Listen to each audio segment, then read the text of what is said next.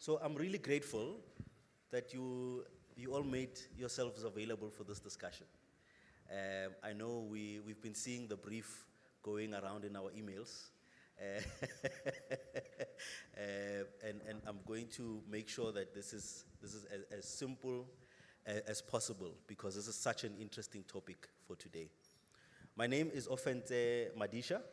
I lead public policy for Uber South Africa.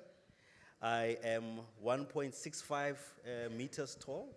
I'm wearing black shoes, black socks, a blue and grayish suit. I am sort of light in complexion, I hope. But I normally have no hair, but today you can definitely see that I'm losing my hair. So that's me. I wear glasses and I'm normally smiling. But under these circumstances, I'm very excited to have the panelists with us today. So we'll do the first round of introductions. And then from there, I'll introduce the focus of this discussion and lead the conversation with a series of questions. But this is a discussion, colleagues, so feel free to chime in as and when you feel spirited to engage on the topic. So maybe we can start with you, Victo, as an introduction. Good afternoon, everyone. Hey, good afternoon. I love that. My name is Victo Nalule, and I'm a lady with disability since I was 2 years old. Right now, I'm seated in a wheelchair. I definitely call it a Tesla because it takes me all over I want to go, and it's very fast and very beautiful when I'm using my wheelchair. I need that guys to take note of that. My wheelchair has a lot of, how do I say, it has dignity on me. So when I'm in this wheelchair, it makes me to be who I am. It brings the smile, the beauty of the lady. For those who cannot see, can you imagine I'm the only lady on this panel? So that, I think we should clap hand for that. Yeah, so on the other side, I lead an organization called Tunaweza Foundation, and Tunaweza means we can. As a person living with different abilities, we can make it in life, and we work on accessibility and inclusion in Uganda, and I'm happy to be here. No, absolutely, absolutely. John, you can go ahead. Good afternoon. My name is John Nalianya. I'm in my early 40s. I work with Kenya Airways. I like wearing blue clothes, so currently I'm wearing a blue suit.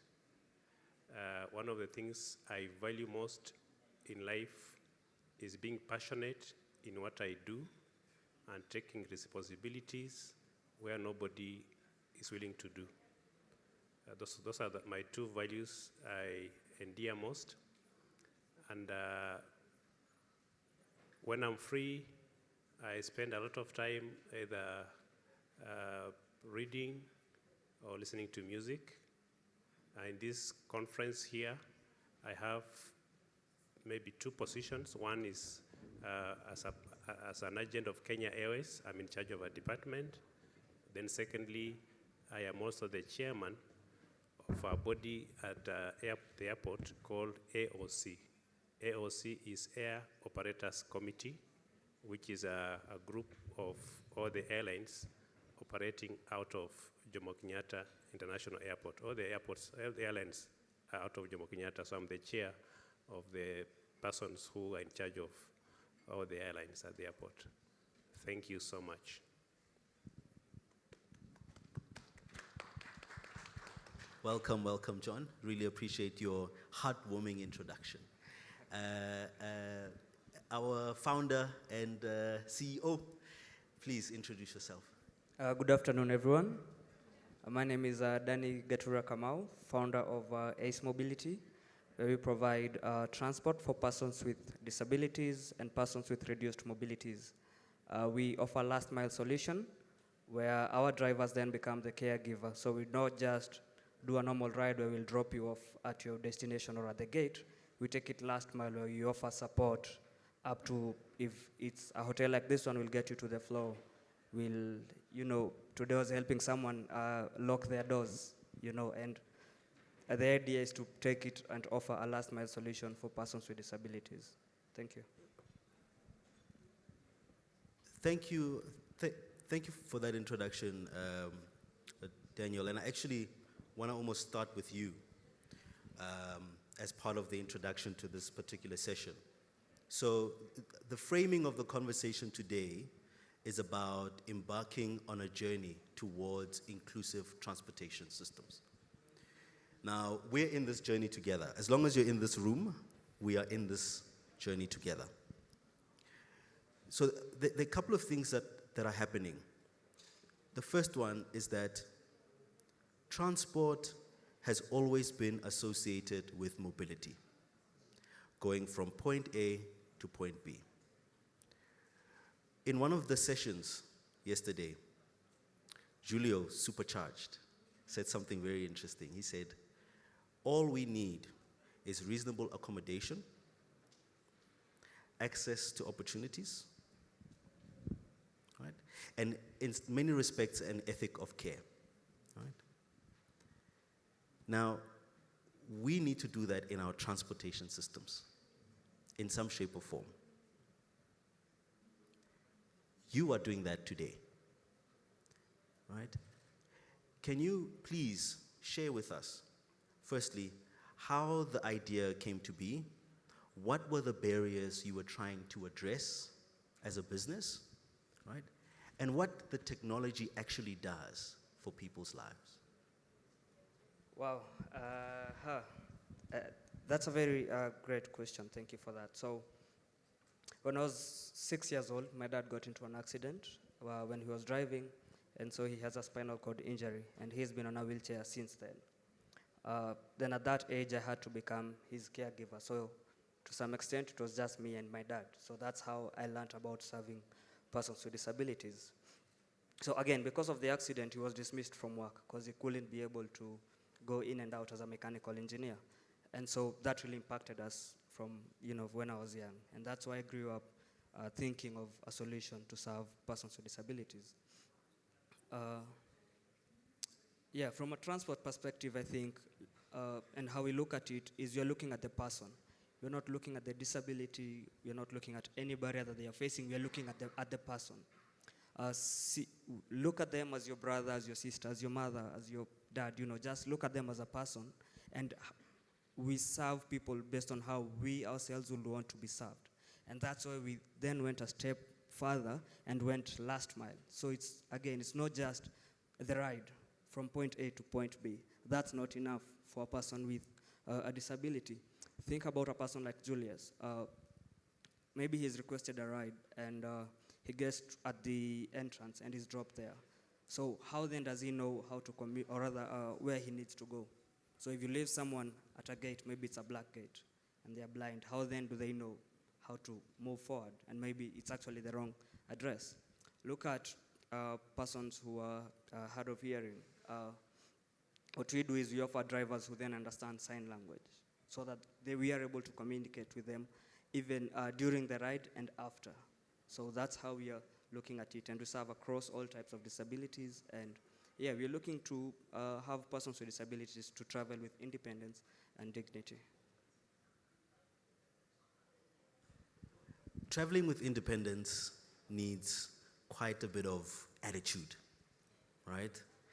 Victo, when you introduced yourself, you said that your wheelchair is, I would say, your almost like best friend, right? She's there with you everywhere. She helps you get around. She talks to you sometimes when you're rolling up a hill, right? So I'd like you to, just thinking about what Daniel just shared, reflect on your experience, right? Around the world, with the work that you're doing with your team, with respect to how you leveraging a solution like Daniel's, or solution, say, another ride-sharing platform. I'm not going to say who. Right? How does that work for you as a woman who's navigating this world with courage? I like the point of how woman who is navigating around the world. Other person, and let me be specific to my sisters and brothers out there who are using the wheelchair. On a daily basis, one of the things that comes into our thoughts is like, how are we going to move from point A to B? It's always a challenge to get to that. So for me, when I look into the transportation challenges or the barriers, I look into like, how do I move from one level to another? But then on the bigger kind of a level, I'm trying to see on the organizational level, how do I work with the organization to support, to understand the challenges we are going through? And from the Tunaweza perspective, what we've done and what we always do, we use the diplomatic way of doing things. We work with companies to see like, yes, you don't know how to support person with disability, but how can you come on board and say, okay, Daniel, you're doing this kind of work, but how can you come in and support the people with disability? KQ, I'm happy to report last year we were together with John, but guess what happened? For the past 1 year, we've been in engagement with KQ, and we are working, we've had solution. They've invited me on conferences to talk about, solution for people with disability.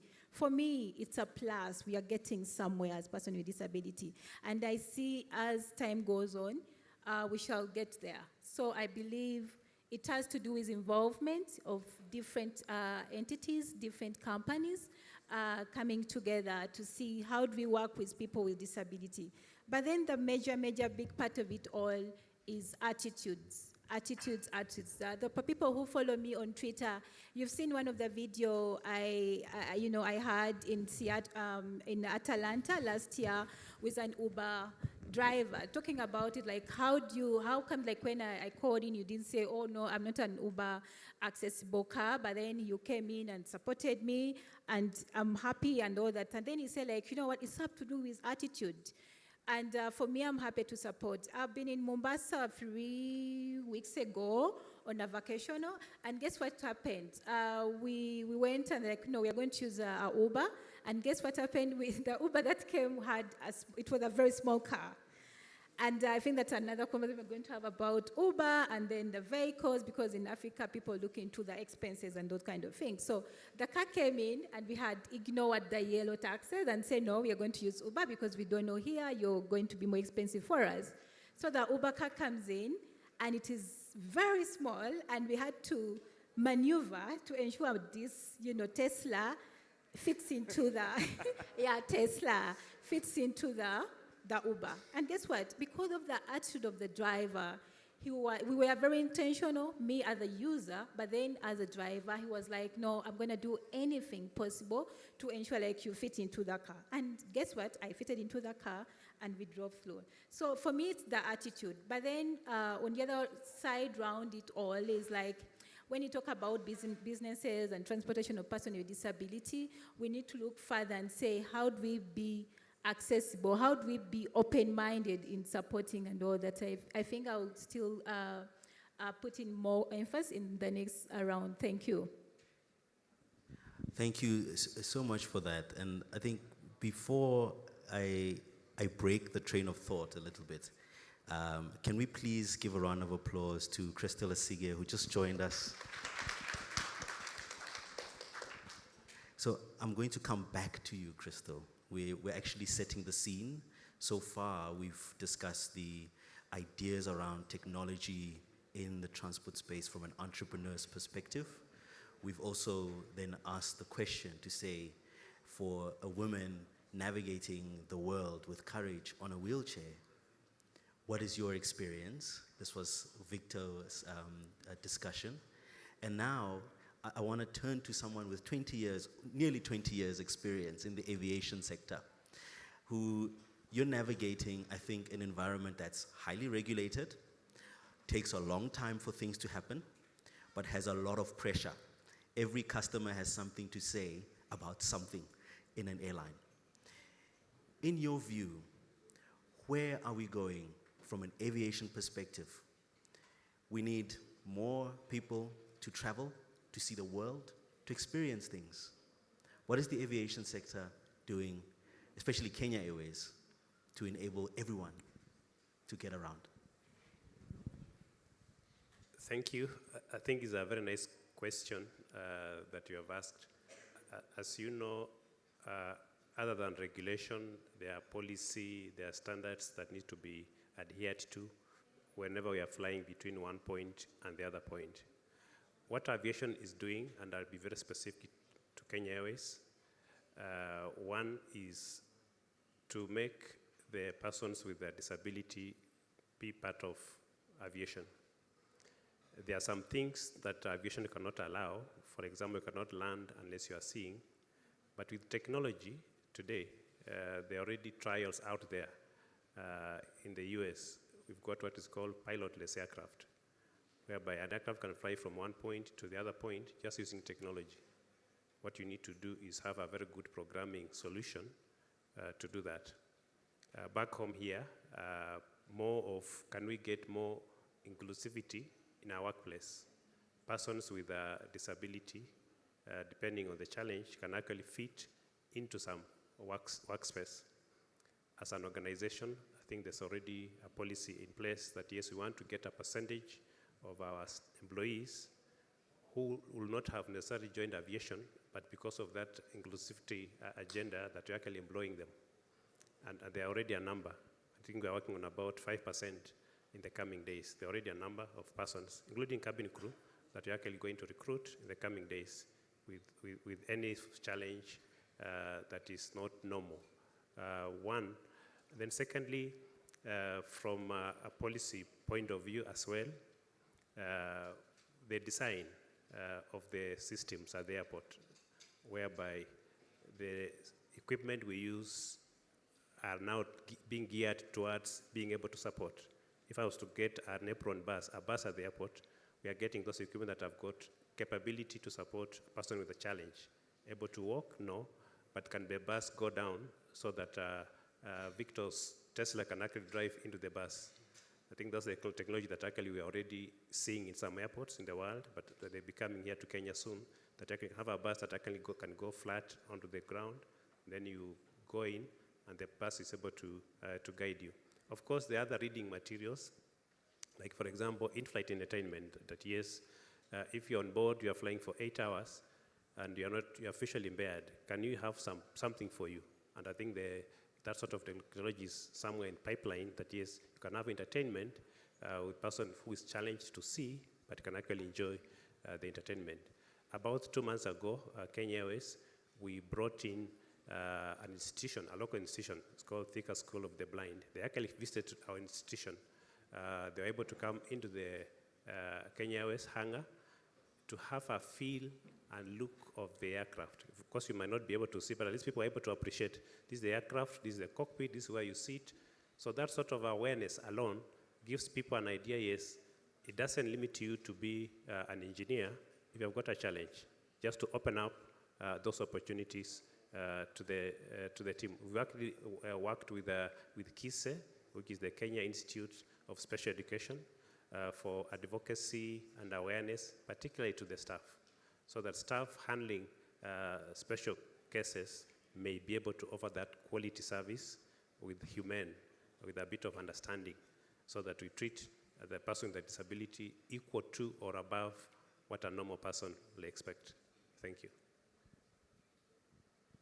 I love your last point, which is a nice little math equation, equal to or above. I don't know if you guys noticed that. That was such a brilliant addition to this crucial point. Mobility really helps people get from point A to point B.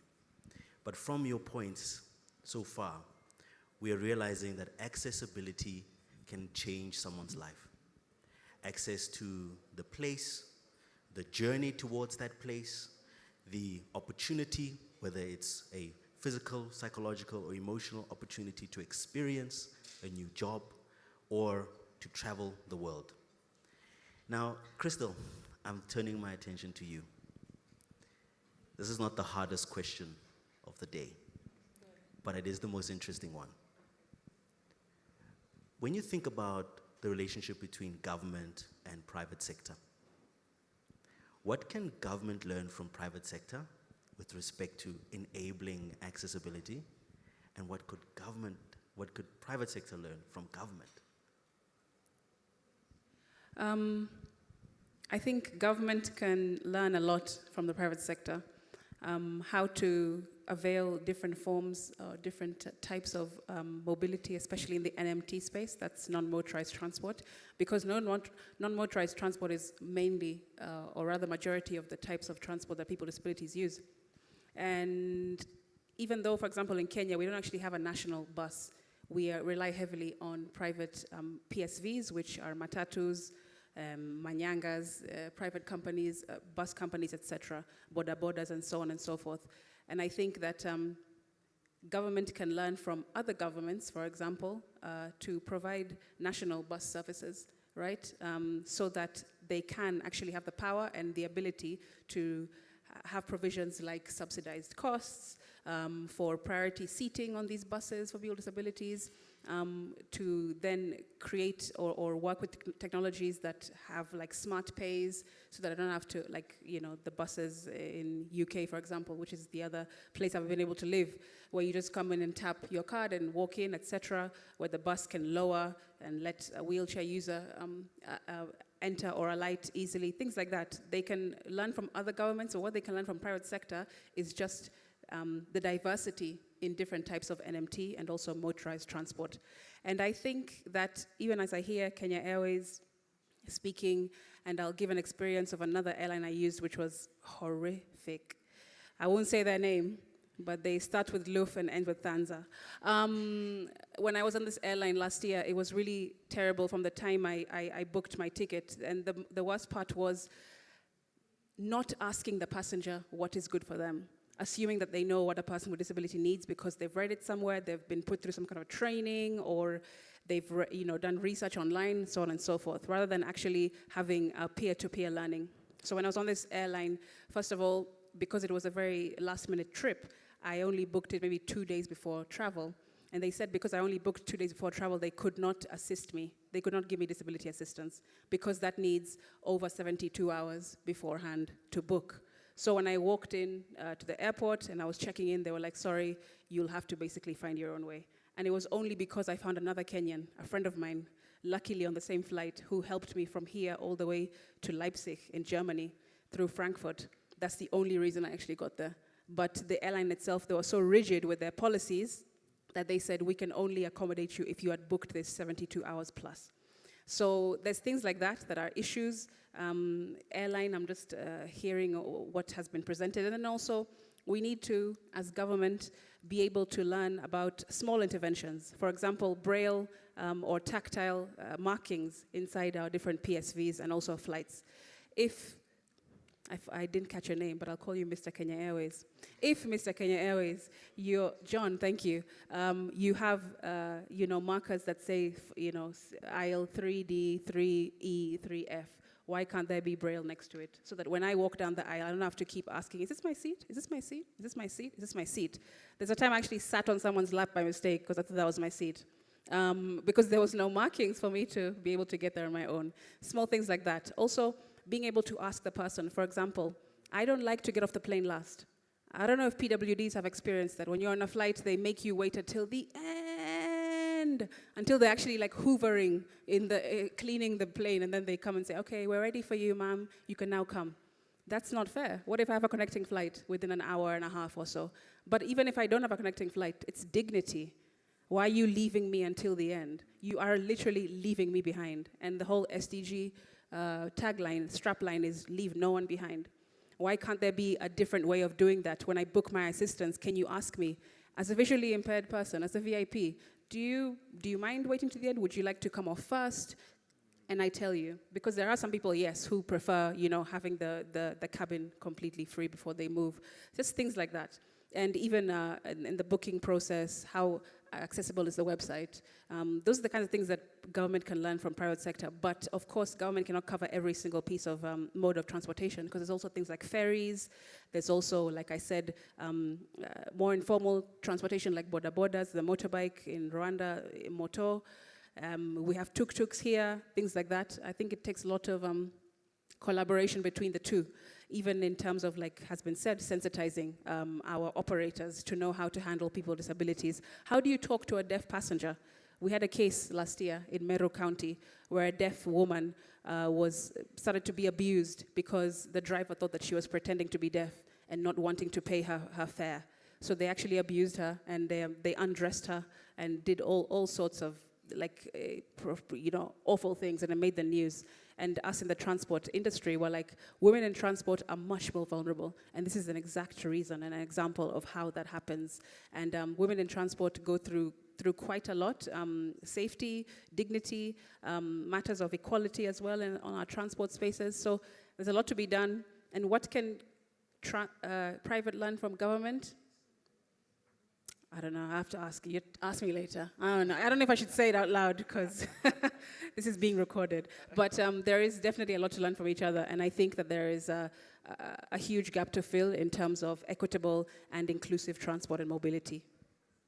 No, really, really appreciate it. And I think maybe as a baseline, round of applause for the contribution so far.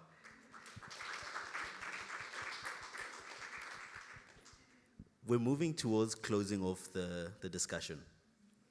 And when just reflecting on everything that's been articulated today, I'm actually quite moved because, I can share a story with you, Daniel, where my community, we were basically living in a settlement that was intended to segregate VIPs, visually impaired persons. Literally, it was like a camp. And then they'll put an industrial hub there, John, where people can come and work there. So you have your independence, but it's within a controlled environment, Victo. And this was government-led. Crystal was literally built by government. In one line, there is an urgency for change. If you had the opportunity to write that one recommendation, what would that be? We'll start with you, Daniel, then John, Victo, and then Crystal. One line. My recommendation will be, and it's ideally what we do is serve the person. Look at the person, understand the person, and learn from them. Do not look at the disability. Because even across different types of disability, whether visual, whether physical, every individual is different on how they would want to be served, how they would want to be treated. So learn from them, hear them out, and look at the person and not the disability. I think mine, not quite far from that, will be when God made man, they were all equal. Circumstances might make people to be different. Challenges might be there that will make people not to be equal. I think the greatest responsibility is on every human being that, yes, how do you treat the other person? If you are to be the opposite, how do you want to be treated? This requires a lot of advocacy, using all structures available within community, within church structures, and of course the biggest responsibility be on the government, that can they make the playing field level? Can we have policies and regulations that support persons with a disability? Can we borrow from other territories? The Department of Transport, for example, in the US, has got a regulation called Part 382. Can that Part 382 be replicated in other territories? And I'm happy the senator is here. I think from this stage, I think one of the things to do is we create equality from that perspective. Thank you. Mine could be, I love sustainability. On the other side, I do ESG, and I focus on sustainability in the energy sector. And mine could be sustainable accessibility. is something we need to look into. Last year, people know me on the same panel, I talked about the spoon. The spoon, it's a very simple tool that anyone uses, like anyone from the baby to the 90 years and all that. And there's a famous quote, not a quote, but a fun, where in India, like the father was asking like the children, like, oh, how can I use this technology? And they were all laughing and say, hey, and then you're like, hey, remind you, I'm the one who taught you how to use a spoon. And so what does that mean? A spoon is a technology. So as we are working toward accessibility in transportation, I'm getting back to my previous year's presentation. Let's look into it as something as simple as possible, like a spoon. Thank you. I think for me, it would all boil down to the idea that we are all here to see what everyone else sees, but think in ways that nobody else is thinking, so we can solve problems. And I think when you take that kind of approach in anything, when it comes to solving problems or looking for solutions, that's how you need to approach a thing. Look at it, look around, and think in a way that nobody else is thinking.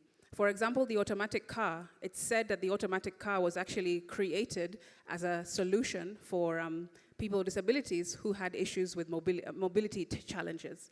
Because with an automatic car, you can use your crutch or your mobility aid to accelerate and brake and still be able to be independent and enjoy the experience of driving. And that is an innovation in transport that was created. And now everyone, most people, well in Kenya anyway, everyone loves an automatic car, better than the stick shift for sure.